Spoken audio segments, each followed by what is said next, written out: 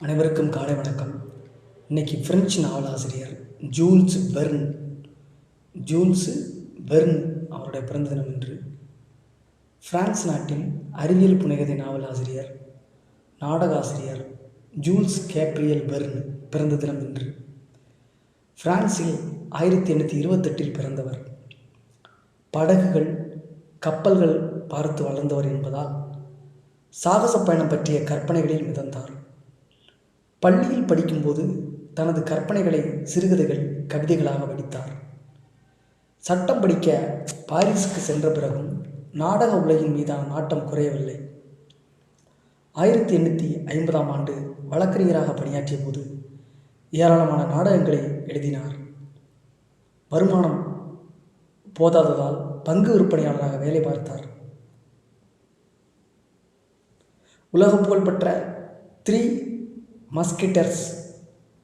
மஸ்கிடேர்ஸ் ஆசிரியரும் இவரது நண்பருமான அலெக்சாண்டர் டூமா தந்த ஊக்கத்தில் முழுநேர ஆசிரியராக மாறினார். ஹெட்சல் என்ற பதிப்பாளர் அறிமுகமானார். 1857 முதல் 57 இவரது முதல் புத்தகம் லா சலோன் டி அப்படின்ற ஒரு நூல் வெளிவருகிறது. 1859 பிரிட்டிஷ் தீவுகளுக்கு மனைவியுடன் கப்பல் பயணம் மேற்கொண்டார். ஓராண்டு கால பயண அனுபவமும் கற்பனையும் சேர்ந்து பேக்வேர்ட்ஸ் டு பிரிட்டன் நாவல் உருவானது. தனது படைப்புகளில் பிரபஞ்சம் முழுவதையும் இவர் அடக்கியுள்ளார். மனநலம் பாதிக்கப்பட்ட உறவு பையன் ஒருவன் இவரை துப்பாக்கியால் சுட்டுவிட்டான். உயிர் தப்பினாலும் காலில் நிரந்தர ஊனம் ஏற்பட்டது. ஒரு வாரத்தில் பதிப்பாளர் ஹெட்சல் இறந்தார். தொடர்ந்து இவரது அம்மாவும் இறந்தார். சோதனைகள் துரத்தினாலும் தொடர்ந்து எழுதினார். பயணங்களும் தொடர்ந்தன.